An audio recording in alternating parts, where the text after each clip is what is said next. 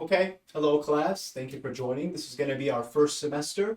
In this semester, we're going to be covering the Old Testament, which was given to Moses, the New Testament, which was given to Christ, Jesus Christ, and the Last Testament, as some would call it, or the Quran, which was given to Muhammad. Okay? And we're going to be covering these from an academic perspective, not necessarily from a theological, do we believe in it, should we adopt it? Okay? So, we're going to spend 1/3 of this class. One of the topics today is Genesis, which is the first book of the Old Testament. Okay, and then the other towards the middle, we're going to spend it on the New Testament. Okay, and then towards the end, we're going to cover bits and parts of the Quran. Okay, and this, guys, is essential. Because this is what we're going to use later on in other semesters to explain the geopolitical atmosphere that we're all a part of today. To explain why some countries want to see their prophecies come true. Now, some of you might say, prophecies? What are you talking about? Well, governments have religious beliefs, and we're going to cover the birth of a nation state later on. But before we get into the geopolitics, we have to cover the theology. And after covering the theology, we have to intertwine the theology with the history as it evolved. Okay? And then we can discuss, what are we doing now? Why are we here? What's happening behind closed doors? Okay? Now, today, most of you, believe it or not, you might slightly disagree. You don't believe in any of these religions, okay? You might call yourself a Muslim, you might call yourself a Jew, you might call yourself a Christian, but the reality is you've all subscribed to the same religion, which is science, okay? Limited, based off observation. And if you can't observe something, it must not be true.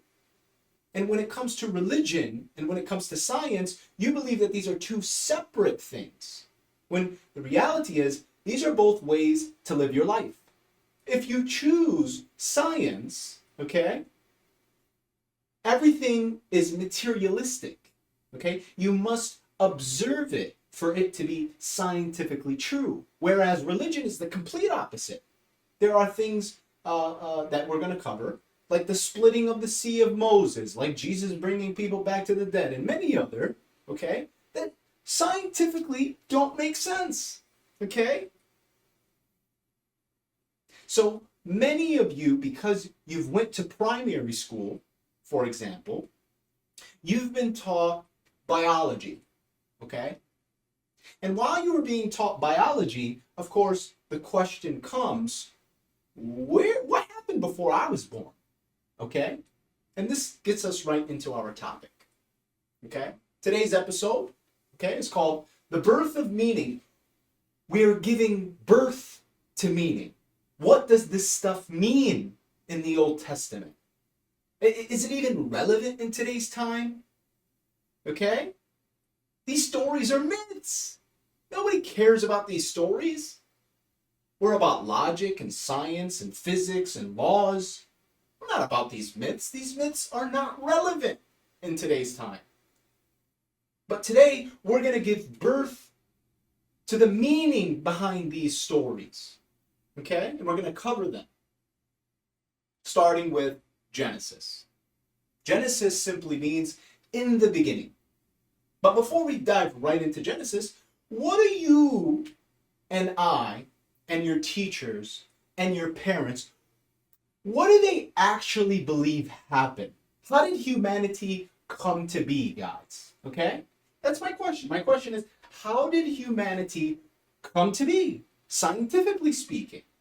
What's proven and accepted in the academic world? Okay? What was the first human? You can't say Adam and Eve. Okay, because that comes from the Bible and from the Quran. That comes from religion. Scientifically, there's no Adam and Eve. Scientifically, there's something called evolution. Okay? Take a look at this picture right here. And forgive me, it might be a little blurry because we have a projector, but bear with us. So what you're looking at here is, and many of you can try this, put up your two pinkies, okay? Right hand, left hand, okay? Right hand, left hand. And look at your pinky, the middle knuckle of your pinky, and you'll see that there is an indent, if you're right-handed, which means you use your phone on your right hand and you let it rest right under that phone. What you'll realize is there's a little indent because your hand has literally shaped and evolved to fit your environment. And the environment is a phone resting on your pinky while you scroll. And you've done it so much that your body adjusts to it. Whereas your other pinky probably doesn't have that indent. It's probably thinner when it comes to the pinky. Okay? And that's basically what evolution is, guys. Look. You guys saw it. Just do it. Evolution is real. It's not a myth.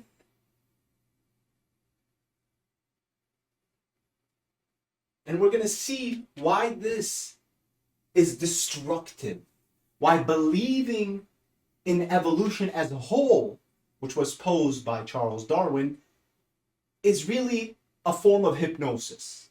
This must be true. Therefore, you come from a monkey. Okay? But every human, at some point of his life, he starts to begin to question. Where did we come from? The past. What's our purpose? The present. And what happens after we die? The future. Every human questions these core, fundamental things that come to everybody's mind. Where do we come from? What is my purpose? And what happens after I die? Religion and science conflict in all parts of this. Religion doesn't say you come from a monkey. Science doesn't say you'll go to heaven and hell, because science can't prove that. So they're in direct conflict with each other. But in order to convince you that there's nothing wrong with science, you have been indoctrinated, hypnotized, convinced that science and religion have nothing to do with each other, like politics and religion, when the reality is both science and politics are hand in hand with religion. And you won't understand this until you understand the Old Testament, the New Testament, and the Quran.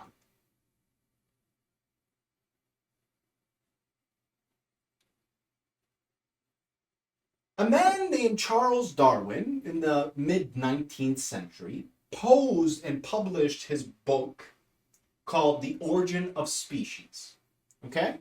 Where basically he claims that the origin of all species on Earth, okay, come from a single-celled organism, meaning there was just one bacteria on Earth, okay? And it evolved into all these different creatures that we see, including ourselves. And you and I, we're not special. We're just a very smart, intelligent monkey. You're just a monkey. Don't you understand? You're not special. There's no God in this equation. You're a monkey. And in order to convince you, because to tell you you're a monkey, that's kind of little, there's a lot of problems with that. Well, why are there still monkeys? If it's survival of the fittest, monkeys are actually more fit than humans, physically speaking. They're stronger. They can hang on branches longer. So why is it that the human can tame the lion, but the monkey can't tame the lion? The monkey's more fit than the human, but the human seems to have this intellect. And that's where Charles Darwin and his theory of evolution might have some truth to it, but of course, it's a theory, not a fact. but it's taught in schools today. And you blindly accept it. Whether it be consciously or subconsciously, you have adopted this belief of observation tells us our reality. I mean, just look at this guy. Look at him. He doesn't look like he has the divine light inside of him. He doesn't look like he has a soul. Okay? And you don't have a soul if you believe and follow him. Because a soul is not matter. It's not a solid. It's not a liquid. And it's not a gas. It's not composed of elements and molecules and compounds. Therefore, you can't observe the soul. You're soulless, just like him. Now, I'm not attacking you. I'm trying to explain. You either adopt this belief system of science, okay? And what's the first step of the scientific method? Primary school taught you the first step is to observe. If I can't see it in my peripheral, it doesn't exist, man. If I can't observe it using an instrument, measure it in a way, it doesn't exist. Which is why I'm telling you, you don't have a soul. Neither does he. Because you have been indoctrinated. And if you continue believing this man and believing the liars, okay, your teachers lied to you guys. I don't know if you know this yet. School wanted to teach you to become a slave, not to educate you. Okay? That might be hard for some of you, but you need to realize this. Otherwise, there's a divine spark inside of you. But because you're not aware, it has been dimmed. It's always there, but it's dim now. You need to bring it back to life. You need to let it shine.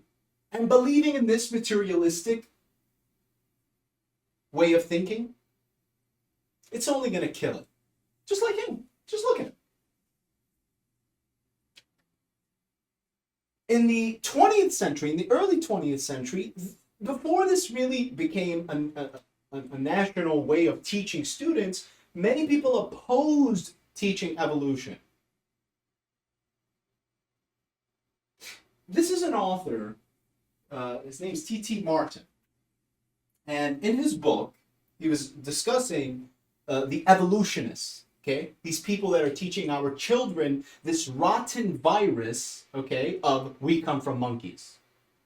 And he said, what can be done? Where is our hope? The pussyfooting apologies for the evolutionists will say, don't do anything drastic. Educate the people, and the thing will right itself. Educate the people? How can we, when evolutionists have us by the throat, when they have, while we were asleep, captured our tax-supported schools from primary to university, and many of our denominational colleges? Martin here is saying, what do you want us to do now about these evolutionists? They found a way to infect every single institution, and now they're teaching our kids that they come from monkeys.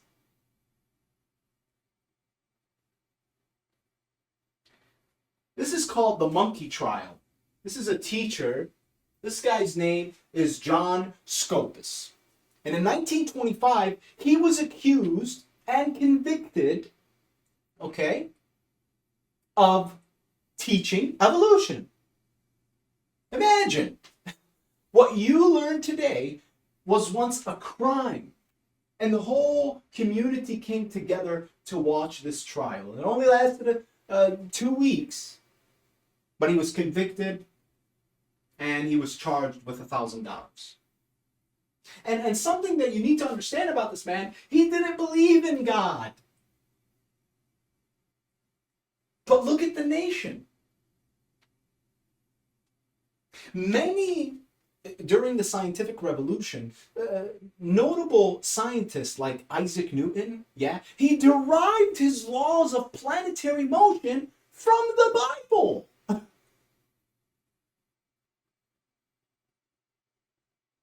Religion gave birth to science. It inspired man. But now, by teaching you that you are just a monkey that evolved from a single cell, okay? You're not special. That's what we want you to believe. That helps us. Okay? Just pick a area like engineering or law or medicine and just be another slave, man. You're not special. Feed yourself by accepting what we teach you. Unfortunately, in 1968, the Supreme Court, this reached all the way to the Supreme Court, deemed it unconstitutional to ban the teaching of evolution. Okay, you can't ban people from teaching it. That's unconstitutional. Whether you accept it or don't accept it. And prior to the theory of evolution, people were taught the Bible, man. So you could have still been taught the Bible, but no. That was thrown out and replaced with science, the theory of evolution. Monkey. Because evolution can be seen in species, whether it be minor, that must mean that you come from a monkey. Okay? So why don't you just be a monkey, be a good monkey, listen to the teacher, take the exam, don't question anything, get a job, pay your taxes, and die.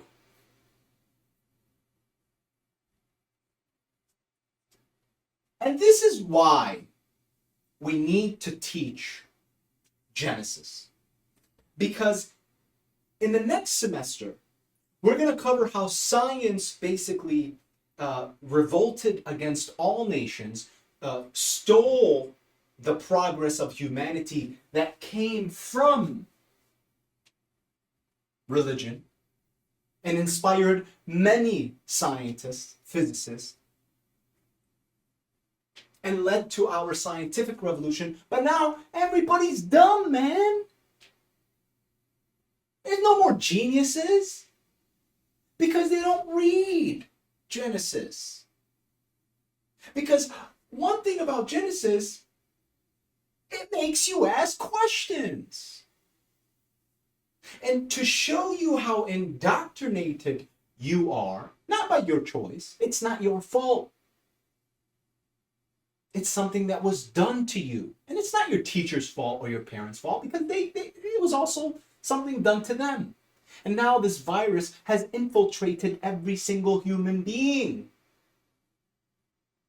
So when I tell you, do you know the story of Adam and Eve and the forbidden fruit of knowledge and the serpent? You say, what? I maybe heard it, but what does that have to do with today, Professor? And we'll see.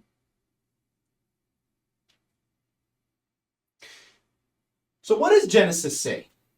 Does Genesis say that we come from monkeys? Well, Genesis actually begins by explaining that the earth and all the creatures and everything was basically created in 6 days. On the first day, the earth was empty and dark, and it was filled with water. And God said, let there be light, and let the light divide the darkness from the light. That's day one. Okay? Now I want you to focus here, because I'm going to ask you, what's wrong with this later? Okay, so the day one, it was empty, it was void, and God said, let there be light, and let the light divide the darkness from the light. On day two, let the waters of above separate from the waters from below. Okay? Because it was all just water, and now we separated it. So now that must mean there's water over here, empty space, and then water down there. Okay? And then on day 3, he said, let the earth produce land. Okay? Let it just produce land. Day 4, he says, let us create the sun to control the daytime, and the moon to control the nighttime, and stars to adorn the sky. Day 4. Day 5, he says, let earth produce fish and birds. Day 6, he says, let the earth produce things to be on the land, because birds and fish really swim in a way. Fish swim in water, birds fly through air, but now let us produce crop and mammals on the earth. And then on the 6th day, God said, you know what? Let's produce man in our likeness, in our image. Let us produce him. This whole time God is commanding earth to produce the sun, to produce the birds, to produce the fish, to produce all the cattle and crop. But when it came to man, let us create man in our image, in our likeness. What does that mean? So that's the 6th day. Then on the 7th day, God exited this world that we observe. And he told man to oversee everything. Man, you are in charge. You're over everything that we created. You're in power. It's all for you. You're so special. We created all this for you. What problems did you catch here, guys? Well, we know there are many, but what problems did you catch? Let's go through each day. On the 1st day, how can there be light if the sun was created on the 4th day? This is a stupid book, isn't it? There was light on the 1st day, but on the 4th day, God created the sun. I mean, just ridiculous. Who cares? Throw it out, burn it. We are monkeys.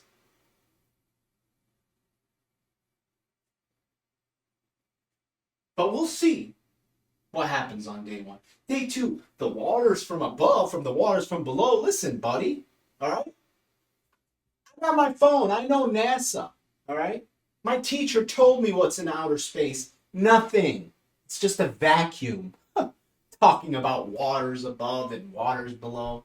Come on, get a grip of yourself. Day 3, where did the land come from? Abracadabra just pooped up out of nowhere? You said it was water. Then day 4, of course, when the sun and the moon. Well, why wasn't the sun and the moon created on day 1? Why did it wait until day 4?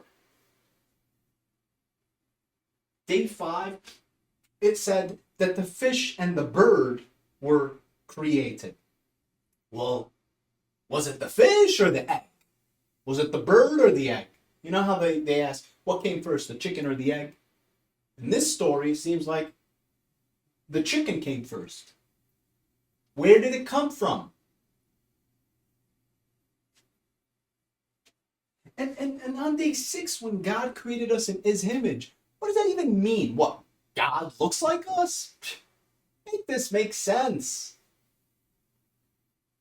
What's actually happening here, guys, because, of course, Isaac Newton and many scientists read this and understood this from a scientific perspective. But the reason it's conflicting with your rationing is because your ability to reason, the logic that has been implemented into your brain, must fit this. Anything outside of that is a contradiction. It must be false. Because you have been drilled time and time again to think in a specific way. So let's get to it. Day one. How can there be light without the sun then, buddy? Well, did you know that not all light is visible? The sun produces visible light. But there are other forms of light. This is the light spectrum. And we see here gamma rays, X-rays, ultraviolet light, radio waves, infrared, heat. So when God says on day one, all right, let there be light, that does not mean that he created visible light. Oh, well, okay. Maybe you got us there, but okay, not all light is visible light. Okay. But what about the heavens from above and the heavens from below? Outer space is empty, it's void. That's where you're wrong. Because in outer space, here's an image of a helium balloon right over there. And what happens when you put helium in a balloon and let go? It goes up. Now, why is that? What happened to gravity? If gravity can hold me down, and if gravity can hold this whole building down and all the cars, but a simple balloon, it's so light, it can fight against gravity?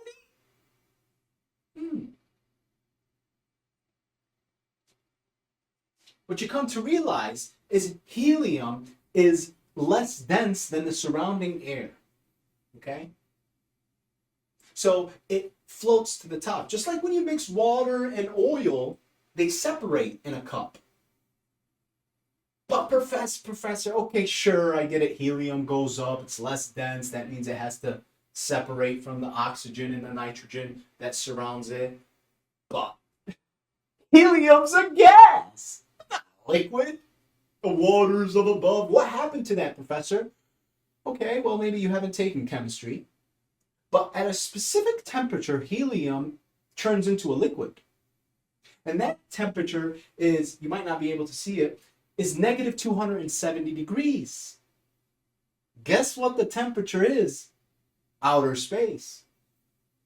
You guessed it. Negative 270 degrees. Meaning the helium, once it gets to that level, it becomes a liquid. So now, there is water up there. We're not talking about clouds, but there is water up there. And I don't need to convince you that there's lakes and oceans down here. And when you separate these two bodies of water, what's in between? Why this? Space. That doesn't contradict science, does it now?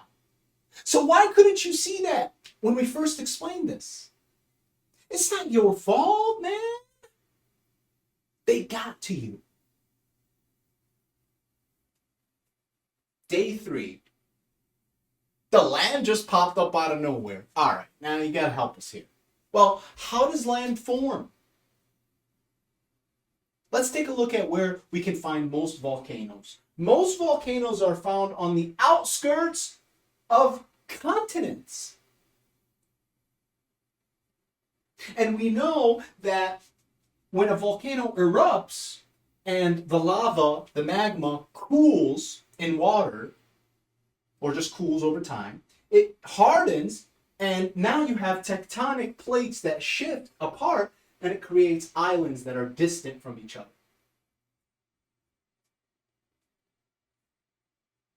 So there is something happening under the surface of the earth that gives land, creates new land.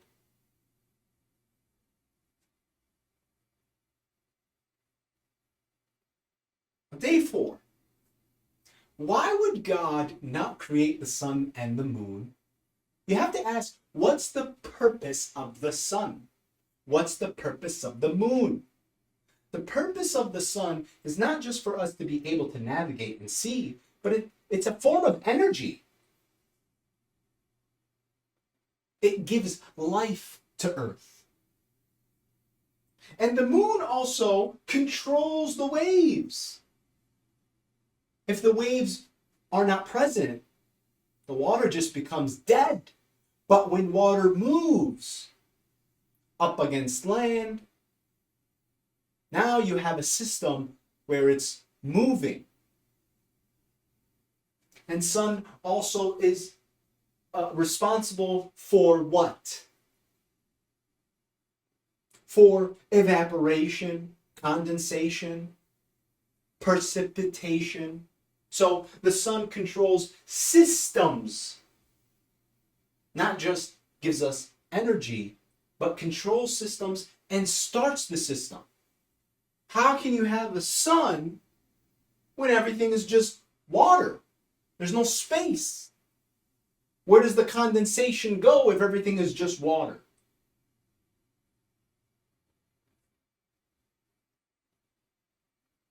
Day 5. So you're telling me that God just created the fish, created the birds. Here's a picture of a fish that flies. And again, evolution, Charles Darwin, the way he came to that theory is he would go on these islands and he would study fossils from birds, he would study rocks, geology, plants, and he would see that there are similarities between the fossils on this island and the fossils on the very next island that they stopped at. And he would see, for example, that the wings on the other island of this type of bird, which is very similar to the first island, they're longer. So that must mean that the bird needed to adapt bigger wings to carry itself to the other island.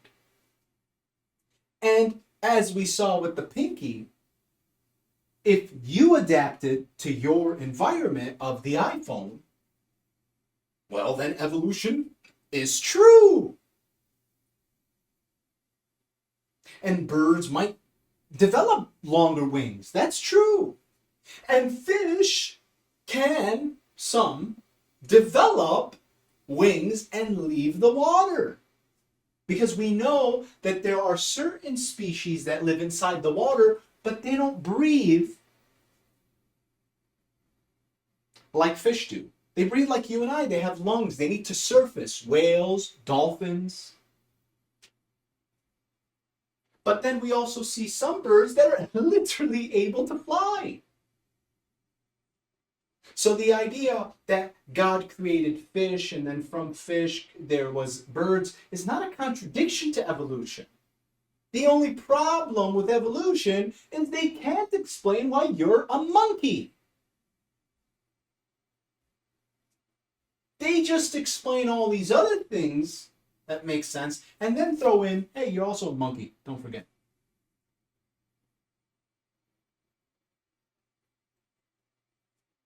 Day 6, when God says, let there be creatures that roam the land, okay, because birds and fish, they basically glide, fly, or swim in the air or in the water. But now, how did things come to land? And let the earth produce these, he says. Well, like I said, there are some things that live in the water that also surface. And they also adapted over time. And there are some insects that, if you look at fossil fuels of certain species of fish, they're very similar to insects. This is a roly-poly, for example. And that's a fossil from thousands of years ago, okay, of a type of fish. So evolution took place, and it's still taking place today. But according to this, you were special because God created you. Earth didn't produce you. God created you, and he let you over all things and overseer.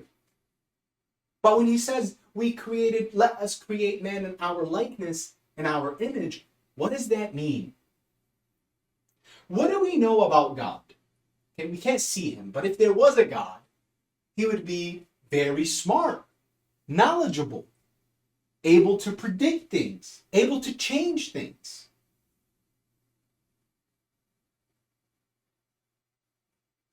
Humans can tame the lion, Not because they are stronger or faster than the lion, but because they're more intellectual. The human receives inspiration. The lion has been the lion since its creation. It's been a lion. Hunting.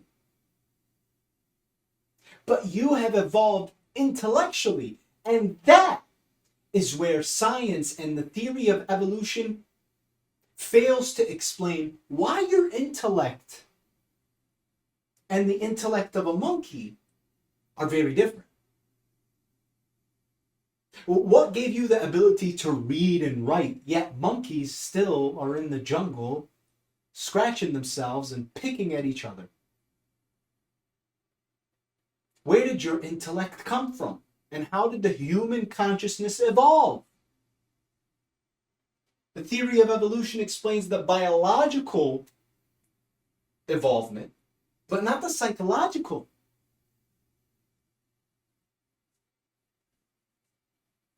Now,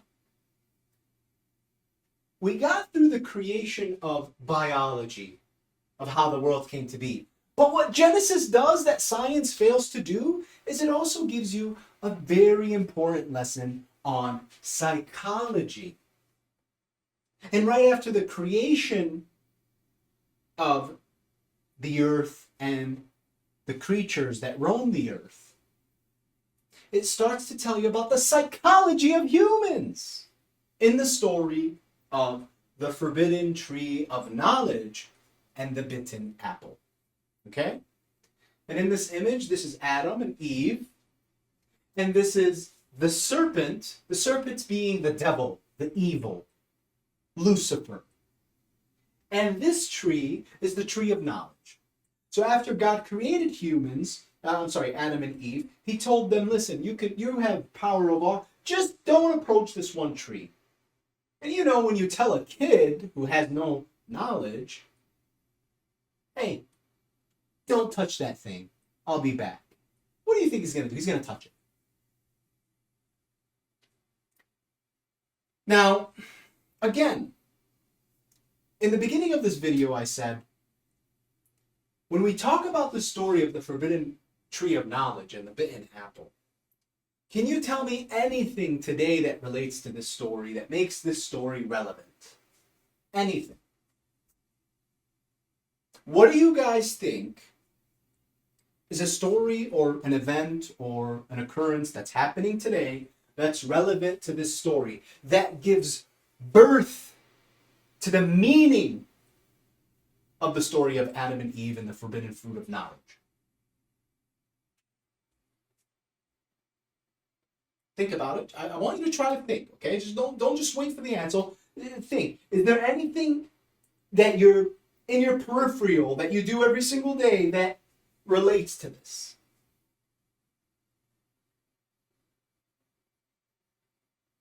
No idea, some of you?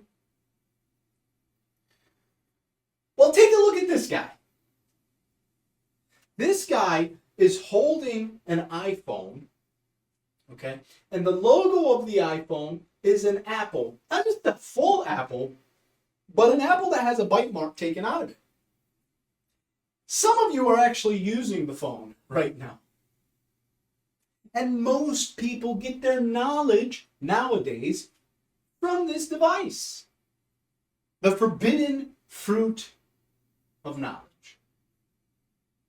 Now you might say, what's so wrong about going on a YouTube video and fixing a car? But the problem with this forbidden fruit, okay, which we'll see later on in the second semester, is it is hypnotizing you.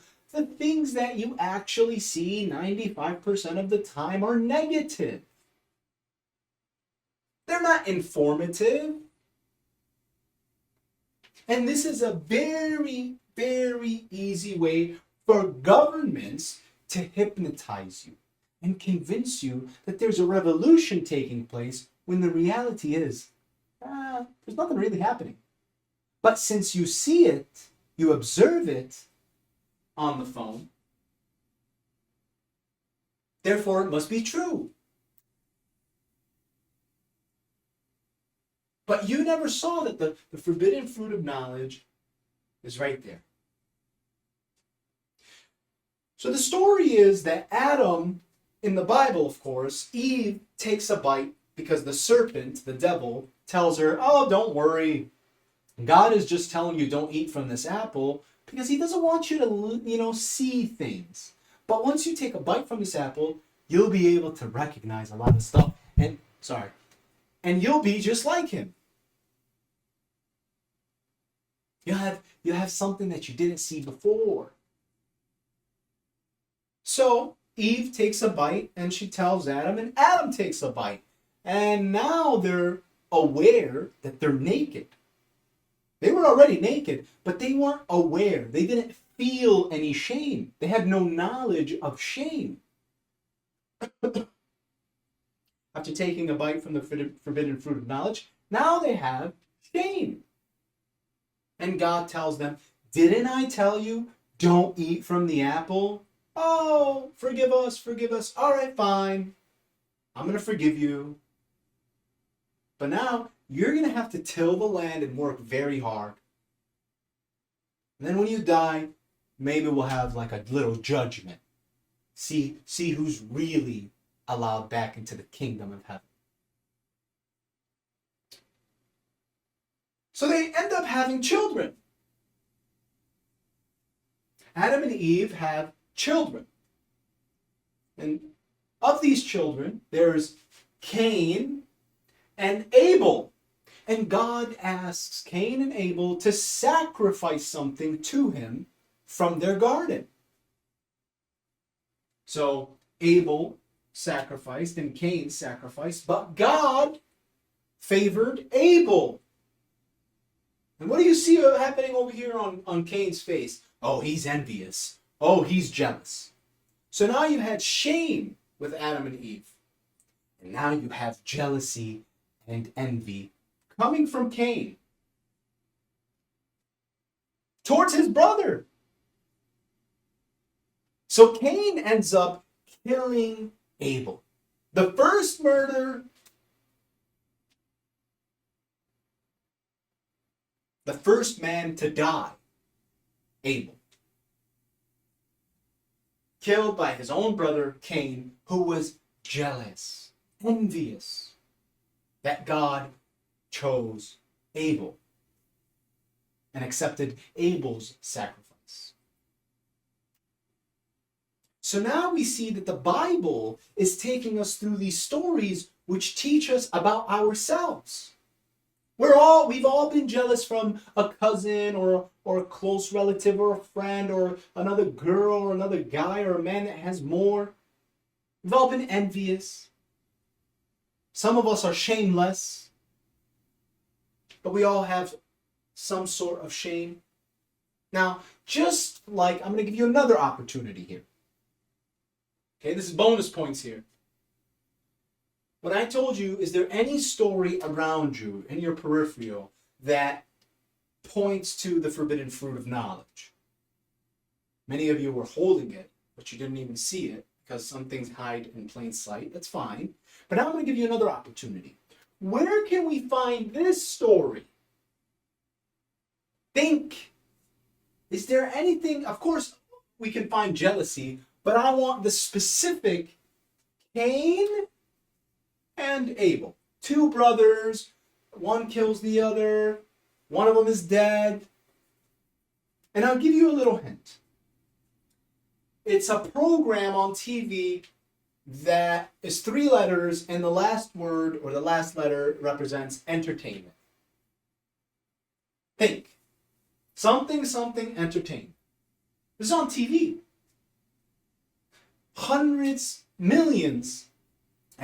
Millions of Americans today watch this. You guys ever hear of the WWE, World Wrestling Entertainment? They have these 2 wrestlers, really they're actors, but their stage name is Kane from the WWE. And his brother, you might not be able to see this, but this is The Undertaker. And right now he's laying in a casket because one of the themes when Cain comes out, fire and fireworks erupt. And they're brothers, not in real life, but on the show.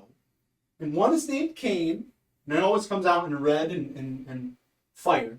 And the other one is the Undertaker, who comes back from the dead. And early on in their career, they were fighting against each other.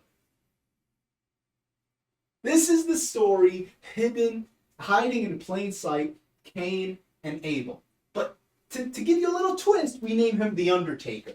The man who comes back from the dead. Well, he comes back from the dead. Who killed him? His brother. And they're brothers on the program, hiding in plain sight. And what I'm trying to do is I'm trying to show you that, look, guys, you've been tricked. They tell you, forget Genesis. That's just myth. But it's all around you. Every story. We haven't even gotten into the depth of the Bible. And already the first couple verses, we see two relevant stories happening around us.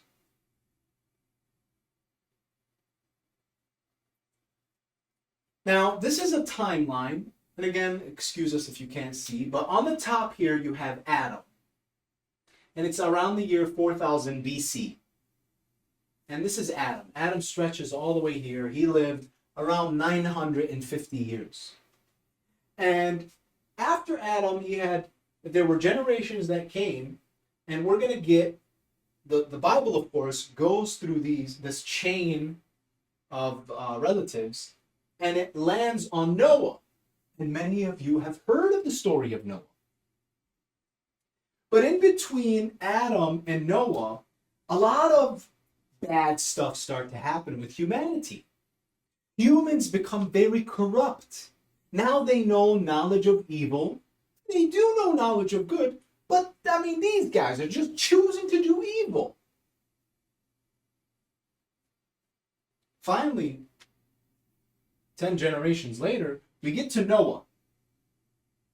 And by the time we get to Noah, the world is filled with corruption and evil. So God makes a plan. He says, you know what? I created man in my image. I honored him. And he's choosing to do wrong. That means we need to hit the reset button. Okay? So he inspires Noah to build an ark. Because he tells Noah there's going to be a big flood. All these evil people, in order to stop this evil from happening, we're going to kill humanity. Okay? And the Bible also talks about this very special character, Enoch. And if you notice, Enoch is actually the one with the shortest lifespan from all these individuals. And we will cover parts of a missing book from the Bible, which is the Book of Enoch. And the Book of Enoch is basically a book where this individual, okay, around this time, angels came down to earth and reproduced with humans and made half human, half angel. And they became very powerful. So God had to kill everything and restart humanity through Noah. So he inspires Noah to build an ark and take 2 of every creatures onto the ark. And some of his family and some of the righteous people. Those who are willing to ride on the ark. He warns people as he's building the ark that there's a big flood coming. But of course, they call him crazy. They tell him, hey man, it hasn't even rained. You're talking to me about a flood. You're really losing it, Noah. Get a grip of yourself. But because Noah was inspired, he didn't have a weather forecast, but he was inspired by the divine, he decided to build the ark. And sure enough, there was a flood. And everything died except whatever was on the ark. After days and weeks and even months, the water rose, killed everything, and then dried out. And that's what the Bible tells us. That first we created you, you did a bunch of different bad things to the point where we had to literally restart humanity. And what does that tell you? Now, what does that tell you? If this story is true, that means, hey, you're literally special. You're not a monkey. Not only are you special, you're favored over all the creation. All the blue jays and the beautiful angelfish and all these different unique creatures, you are the special one. And you're so lucky because you're still alive today, and we basically restarted humanity. So that must mean your ancestors were on this boat, on the ship. Another thing it tells you is you and I and everyone else alive today is all related. We're all family. But like Cain and Abel, some of us choose to kill others out of jealousy and envy, greed and lust. So now after Noah's flood, here's Noah on the top. In this red, there's the flood. Now humanity restarts, and what do you think happens? What do you think happens generation after generation? Humanity becomes all loving and caring, and the world is so beautiful. Yeah, that's not what happens.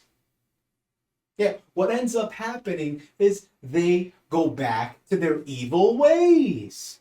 Humans. You put $1 million briefcase in front of him, he'll take it and kill whatever's in front of him because he loves money. He's a greedy person. Inside every human, there's good and bad. Most people choose to listen to the bad.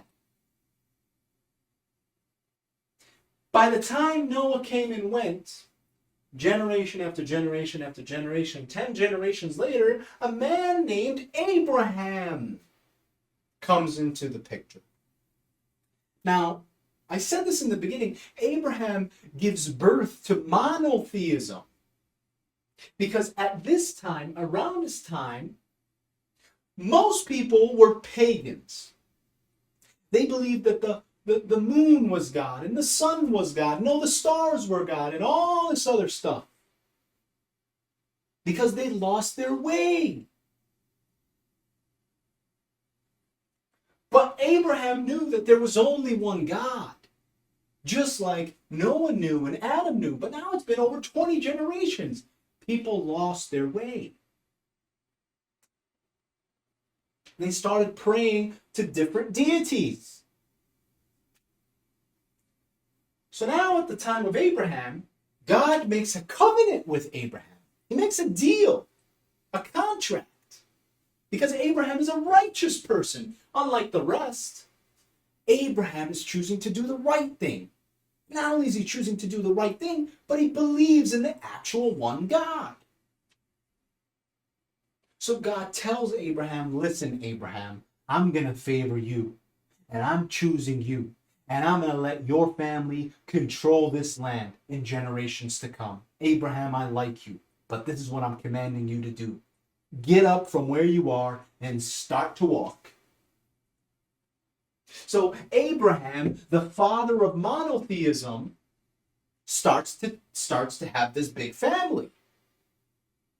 And he has a son named Isaac and a son named Ishmael. Okay? And other sons. But Isaac gives birth to the Israelites. And Ishmael gives birth to the Arabs. So, remember the story of Cain and Abel? The Arabs and the Israelites are literally cousins. But they're killing each other. And we're going to see later on, how did that come to be? But now that Abraham has this family, he starts to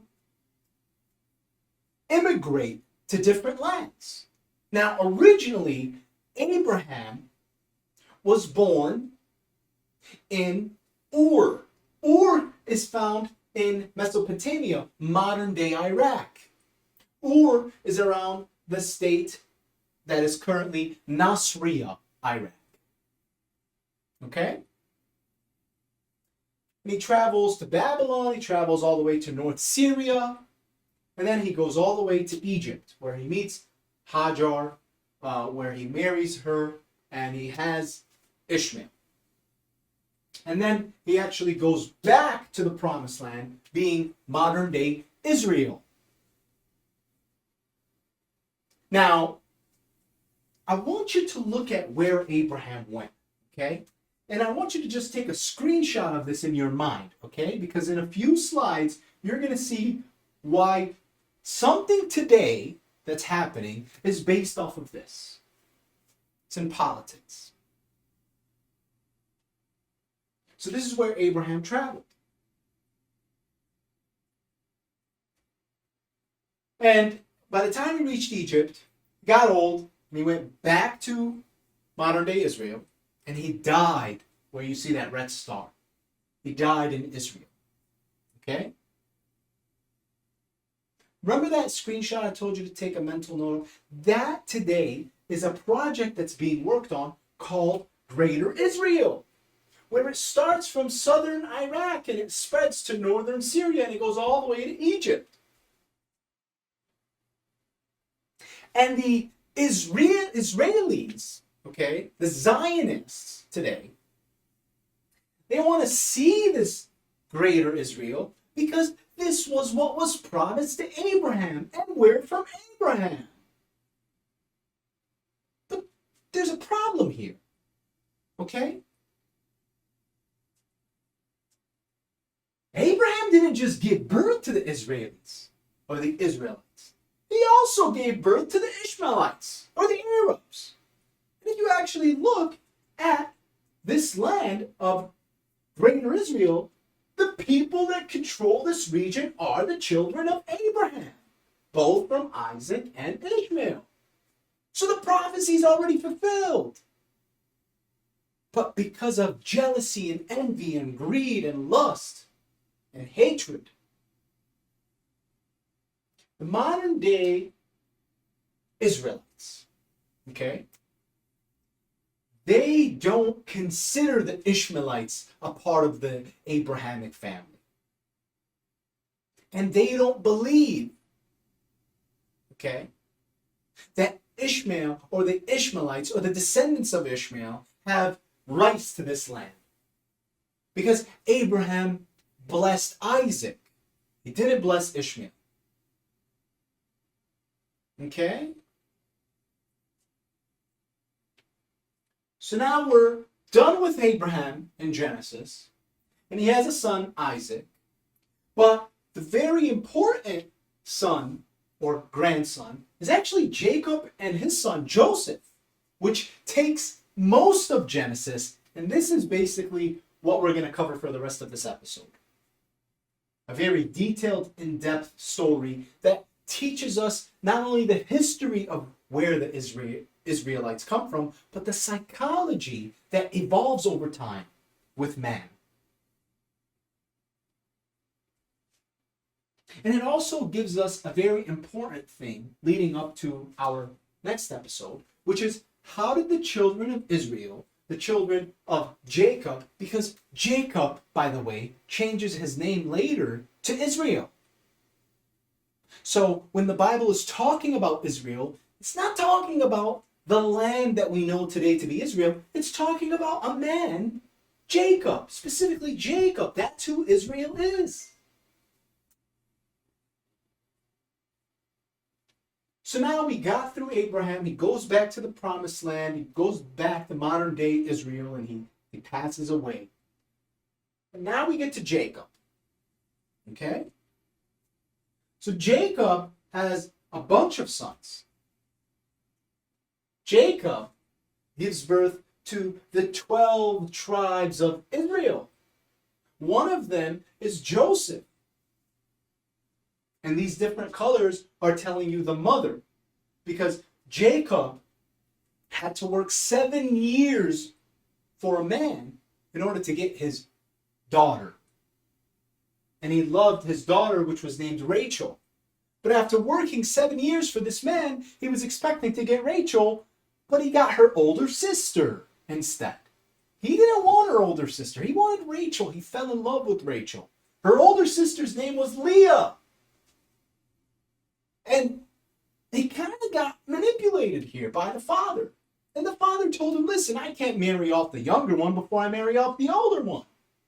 But because Jacob loved Rachel so much, he agreed to work another 7 years for the father after getting Leah in order to get the love of his life, Rachel. He loved Rachel dear, very deep. And Rachel gave him Joseph and Benjamin.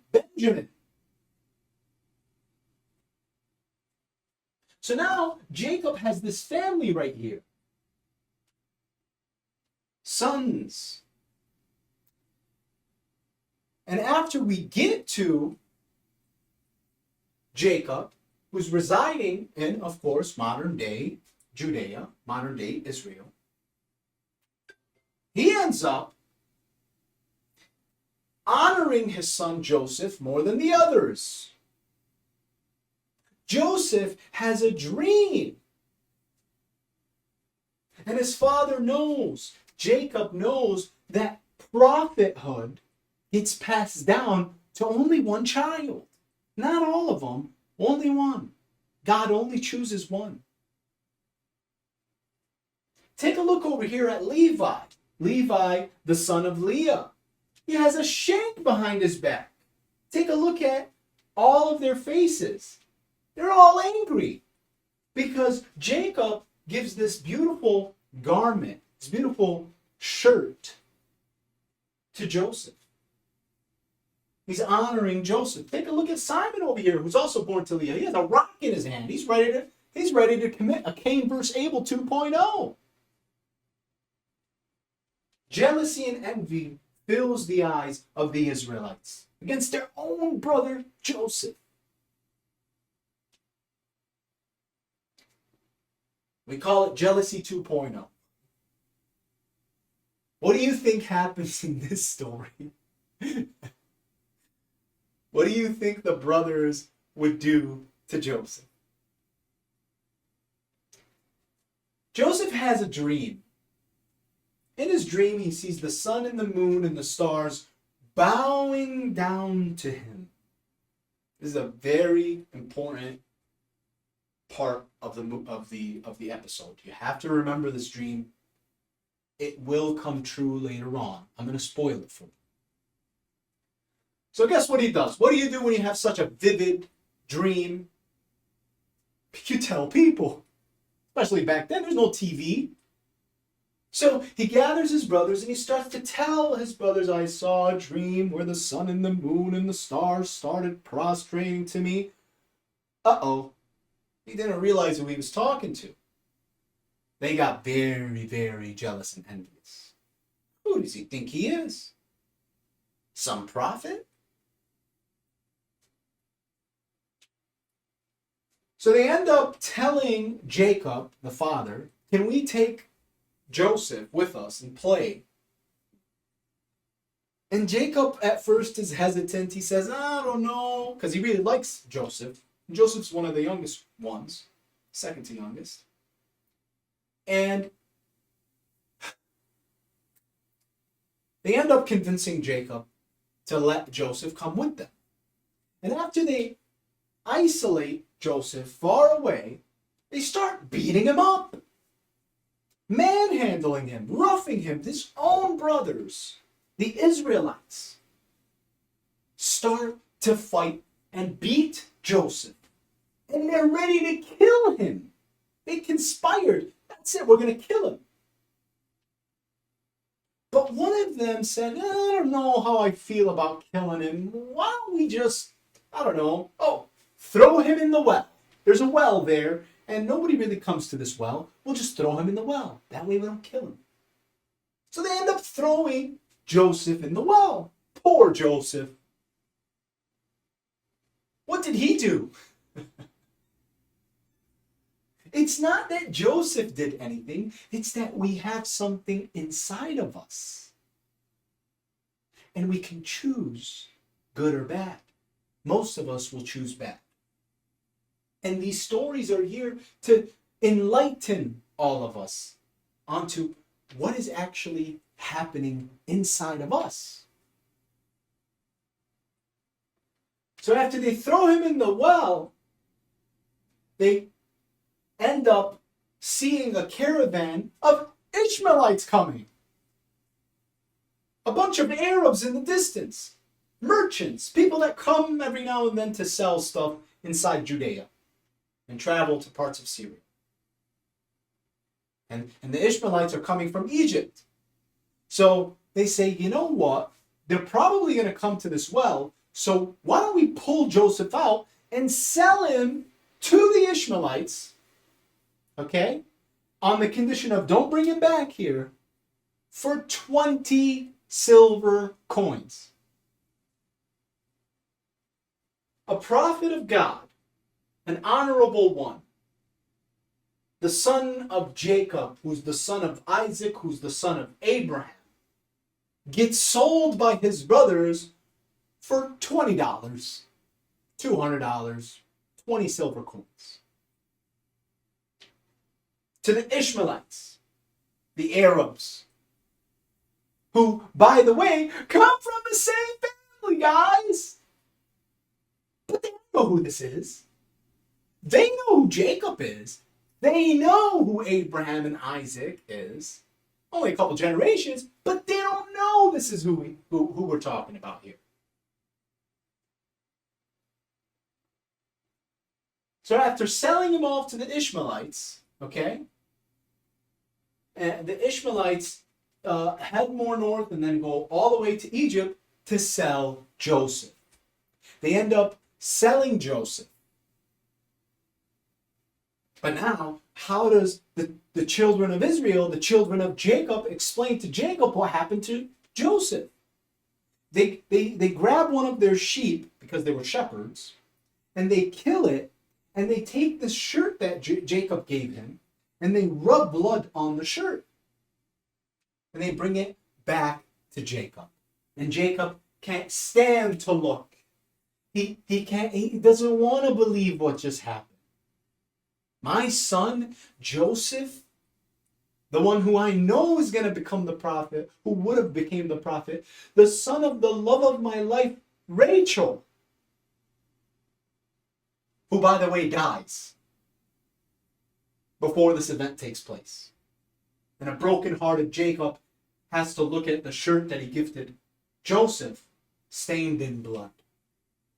And here's the Israelites, the brothers, conspiring against their own brother.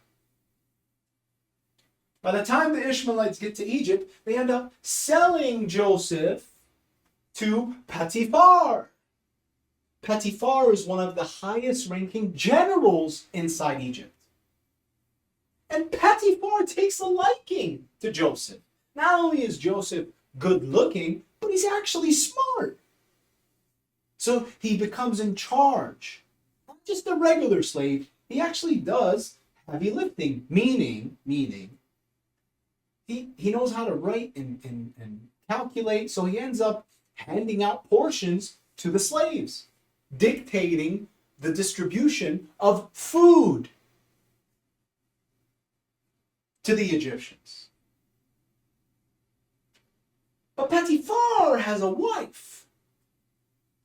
And this wife is really attracted to Joseph. She sees him all young and innocent. And she keeps her eyes on Joseph. And then, of course, when the sexual desire, when lust enters your heart, you can't help but act on it at all costs. So what does she do?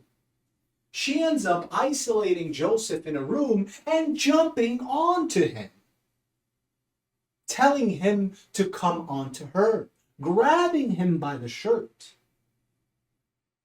And then a guard walks in. Now, what do you think she does when the guard walks in? She's just going to say, give us our moment? No, that the guard works for Potiphar, her husband. And she got caught in the act.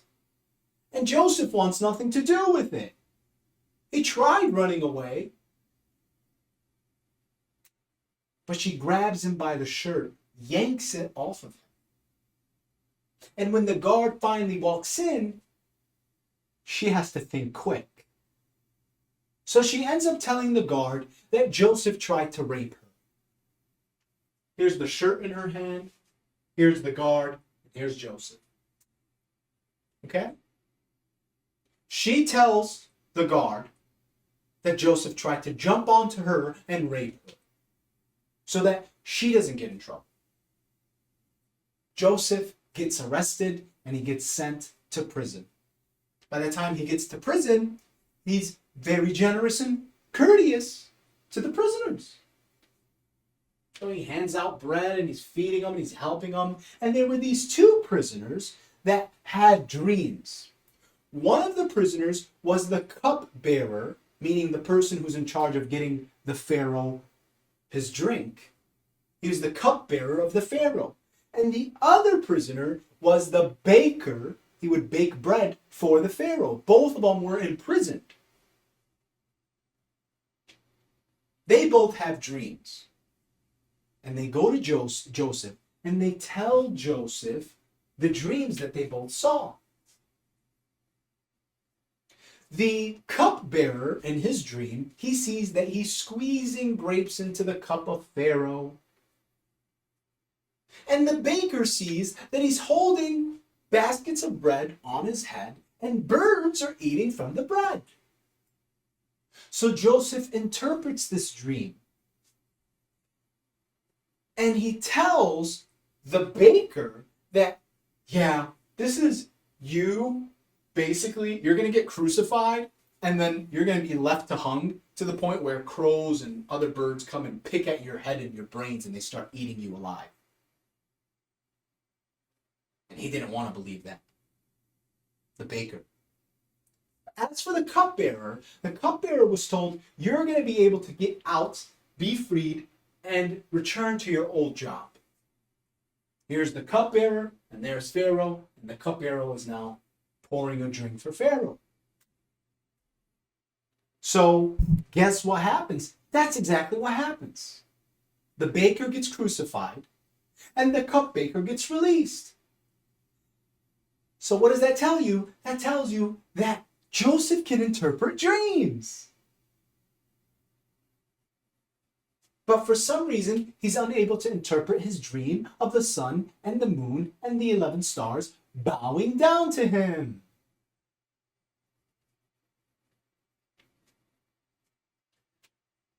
The Pharaoh ends up having a dream. And in this dream, he sees a bunch of malnutrition, skinny cows eating other cows. And these other cows that they're eating are, normal size. They look healthy. So he sees in his dream, he's very distressed. He wakes up all confused, but it's such a vivid dream. It must mean something. Today, you don't believe, it's just a dream. Who cares? But this is telling you no. Dreams could be future predictions coming in symbolic forms. Does this mean that cows are going to eat other cows? No.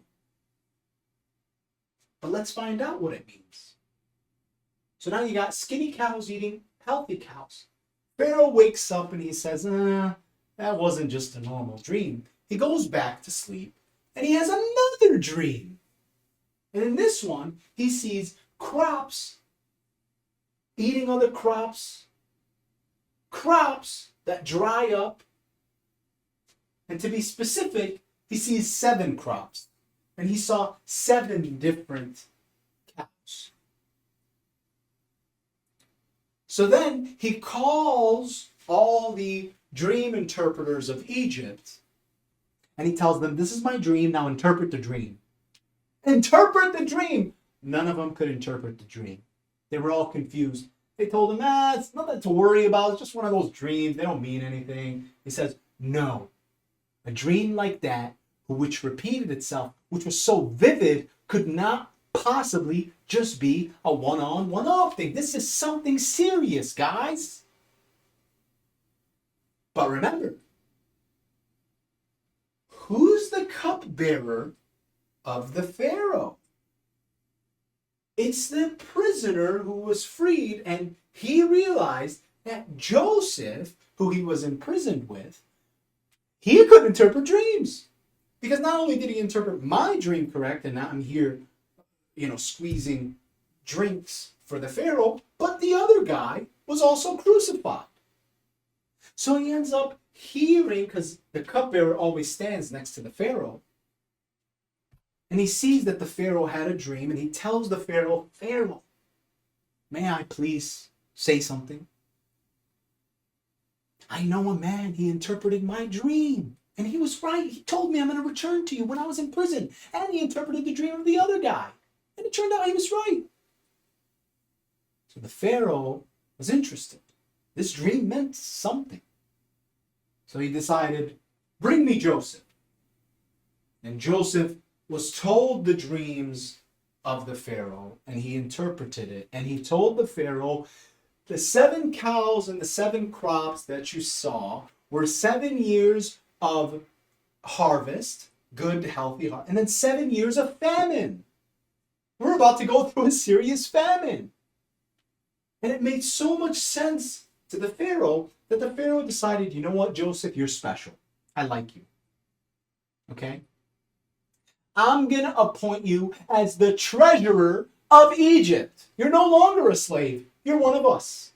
You're in charge for portioning out these things because clearly you're going to get us through this famine that's coming.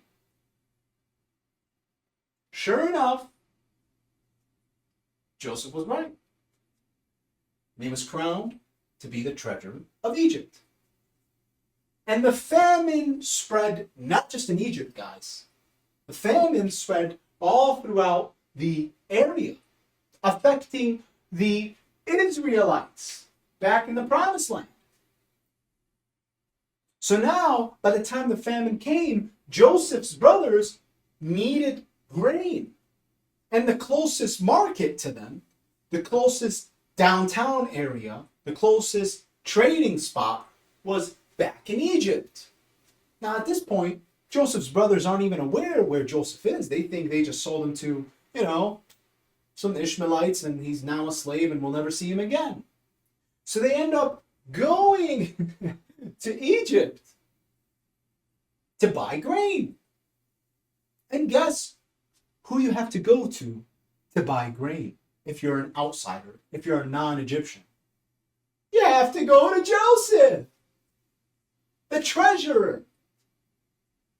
And what do you do when you get to a high nobility in Egypt? Well, you bow down. The dream. After 20 years, it became true. And the 11 stars are the brothers of Jacob. Now, Genesis makes a crucial mistake here that many people don't pick up on. But the sun and the moon were not accounted for because in Joseph's dream, he sees 11 stars, the sun and the moon prostrating before him. But in the Bible, the Old Testament, Genesis, only his brothers bowed down, not Jacob. And Jacob would, I guess, be the sun. What about the moon? But in this semester, towards the end of the semester, we're going to see how the Quran actually accurately depicts this story. And it corrects this story. So now the brothers of Joseph are bowing down to him, making his dream come true. Some of it. Because they're only 11. And they come and they ask him, oh, treasurer, we need grain, we're hungry, here's our money, please. So Joseph asks them, he knows who they are, because Joseph was sold when he was young. So he changed a lot. He matured. He grew facial hair. He's very mature now. But Joseph's brothers weren't that young, so they didn't really change. So he recognized them, but they didn't recognize him, especially with all the Egyptian clothes that he was wearing. So they tell him, we need grain, the famine, here's some money. Joseph asked them, who are you guys? Tell me about your people back home. And they tell him, oh, we have one father, he's really old, and we have another brother Benjamin, okay, which is Joseph's brother from the same mother. And we're here to buy grain. And Joseph accuses them of being spies. Now he knows they're not spies, but he's playing a game on them. And he tells them, listen, I think you guys are spies. And they say, no, we're not spies. We're not spies. Why would you think that? He says, okay, next time you guys come to buy grain, because I'm going to give you some grain, okay? But next time you guys come, in order for me to prove that you guys are not spies, bring this brother, Benjamin, this younger brother of yours, so I can see you were telling the truth and you didn't make that story up. And they say, okay, all right. I mean, okay. So they end up leaving with their bags of grain after paying for it. And when they look in the bags, they find the money that they paid. And they say, what is this? Is he testing us? Maybe the treasurer of Egypt is testing our truthfulness. That's why he left the money. He's thinking next time we come, we'll act like we didn't find the money. So they were shocked that they all found their money inside the bag of the grain. And by the time they got back to Jacob, who was at this point depressed, this whole time he's fallen to the point where he's been crying, to the point where now he's blind from how much he's cried over Joseph all these years. And they tell Jacob that next time we go to buy grain, we have to take Benjamin with us. And Joseph is like, no, you guys can't do this again to me. He's the only son I have left from Rachel. Where did Benjamin even come up? Why is the treasurer even asking? Well, we told him about you and we told him about Benjamin and he accused us of being traitors and spies. So if he wants to see if we're truthful and if we really do have a brother, so he said, next time you guys come, you have to bring Benjamin. So now Jacob is just like, oh no, not again. I don't know what to do anymore. So he ends up hugging Benjamin goodbye because now they need more grain. And Benjamin rides along the brothers, the Israelites, and they go back to Egypt. By the time they get to Egypt, Joseph sees his brothers and Benjamin. And he hides behind the door and lets out a cry because he's saddened all these years. He hasn't seen his brother. He was betrayed by his other brothers. And they don't even know. But he knows. So he couldn't handle it. He got behind a door and let out a cry before facing them. So they come to buy more grain. Finally, he tells them, you know what? He comes down and he tells them, fine, you guys are truthful. Take more grain. Don't worry about it. Have a nice day. But Joseph had a plan when he told them come back with Benjamin. He ends up telling one of his guards, hey, take this silver cup and put it in Benjamin, or the guy in the yellow, put it in his bag. Take the cup and put it in his bag. Don't ask questions. So now, as they got their bags, they're getting ready to leave, and Joseph tells the guard, stop them and search their bags, and whoever has the cup, arrest him. So they end up finding the cup in Benjamin's bag. So they arrest Benjamin. And now the brothers are losing it. Please, no, you don't understand. This is our father's youngest son. We promised him we'll come back safely with Benjamin. Take me instead. Please don't take Benjamin. Switch me out for him. No, no, no. I don't want to hear it. You guys need to go back to where you came from. And if you want Benjamin back, you got to bring your own father. Bring your father. So they tried to get this to not happen, and it happened. They went back to Jacob, and they end up convincing Jacob to come to Egypt. And the Bible says, Genesis says, that at this time, Joseph made himself known to the brothers. And by the time they went back to Jacob, they told Jacob, Joseph is alive. He's in Egypt. He's the treasurer. And he's telling us, bring everything you got and come here so you can survive the famine. But again, later on, when we get to the Quran, the story changes. That none of them find out, okay, that it's Joseph until they come before him. All of them. So the Genesis tells us, okay, they go, they convince Jacob. Jacob comes to Egypt with them, and he reunites with Joseph, and they start hugging and crying. And this story tells us so many things, not just about betrayal, but also about how God honors us through pain and suffering. Jacob was a righteous man, but he was depressed to the point where he lost his ability to see. How could a righteous man like Israel, a righteous man like Jacob, how could God do this to him? And Joseph was a kind soul. Yet he gets thrown in a well, sold into slavery. And not only that, he gets accused of something he never did. He gets thrown into prison. But all of it to make his dreams come true. That God has a plan. And when things aren't going your way, that's a part of the plan. Modernity today, if we want to know if we're doing the right thing, we need results. Not failures, not setbacks, not trials and tribulations. Because we're so materialistic today, whenever we get, tested or delayed in some of our ambitions and our goals, we think, everything's going wrong. It's a part of the plan according to Genesis. Jacob didn't know what the dream meant. He could interpret everybody's dreams except his dream. He didn't know why all these things were happening. But towards the end, it all made sense.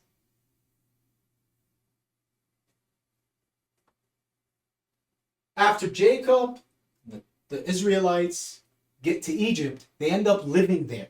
Okay? And here's where Genesis is you need to understand this. Now the Israelites are all inside Egypt. They're not in modern day Israel, Hebron. They're not there anymore. They've all migrated to Egypt. They're immigrants in Egypt. And what do immigrants do? They reproduce very quick. I mean, do you remember the map that I showed you? You see how many sons Jacob has? They got 12 sons. Four wives. Even the Ishmaelites. They reproduce much faster than the Egyptians. And what happens when you're an immigrant or people are immigrants and they start reproducing a lot?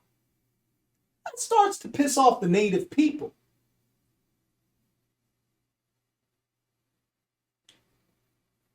By this time, the Israelites are in Egypt. They've basically integrated with the Egyptian people. And they're living their own separate life in their own separate ways. And now Jacob dies. And in order to honor Joseph, the Egyptians throw Jacob an honorary funeral ceremony. But before he dies, Jacob asks Joseph to promise him to bury him not in the land of Egypt, but in the promised land. So after Jacob dies, the Egyptians take his body all the way back to the promised land to bury him. Years later, Joseph ends up dying. And because Joseph is an Egyptian, okay, because he was appointed his freedom, given his freedom, and not only that, but he was appointed a treasurer of Egypt. He was very honored in Egypt. So his funeral ceremony, Joseph, was that of being mummified. But he was also, he told his brothers, promise me that you won't bury me here, bury me in the promised land. So his brothers ended up taking him back to the promised land to bury him before coming back to Egypt. So now, Genesis takes us from Adam to Noah to Abraham to Jacob to Joseph. From Adam's original sin to Noah's surrounded by evil humans, to Abraham's covenant and oath with God, to Jacob and his suffering as a father who lost his most beloved child, to Joseph and his dreams coming true and forgiving his brothers. Because when Joseph came in front of his brothers, he could have punished them. He had the power to. He was the treasurer of Egypt. But he chose forgiveness and mercy for his brothers, the ones that did him wrong.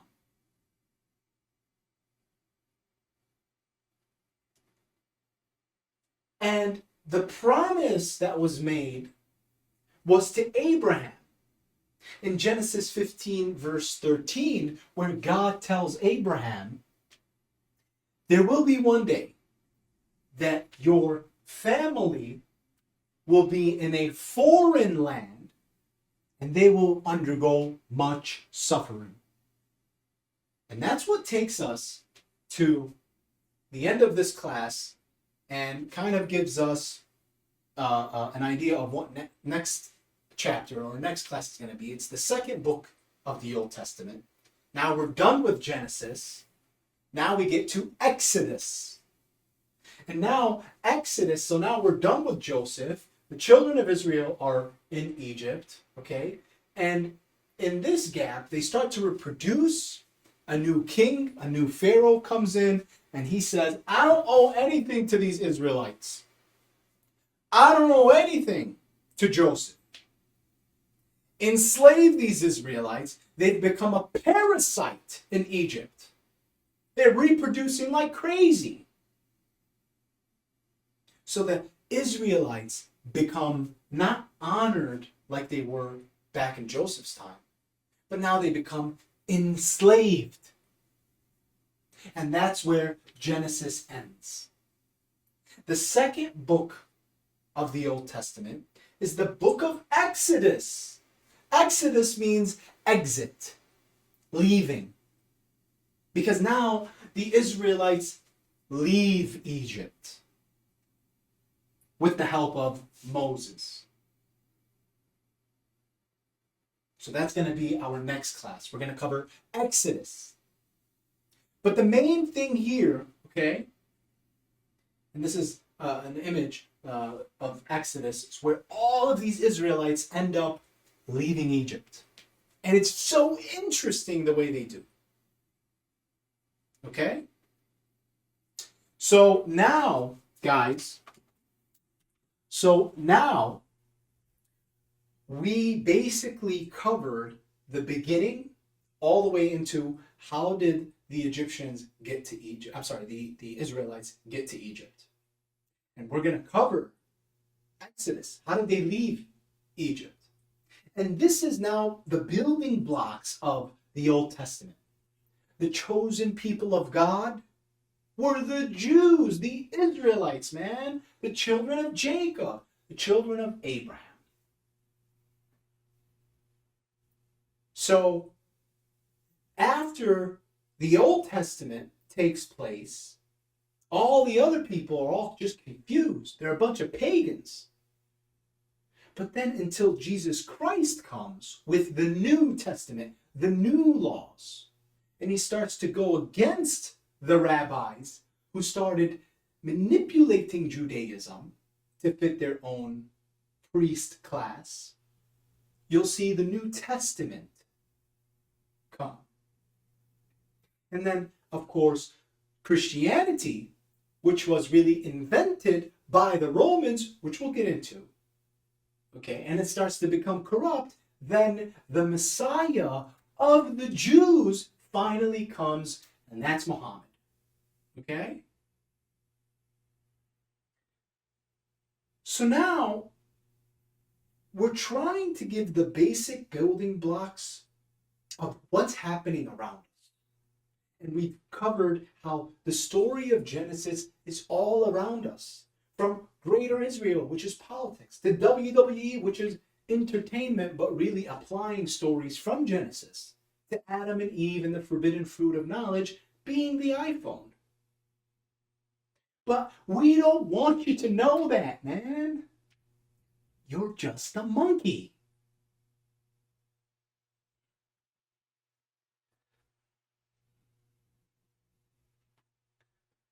Thank you, guys.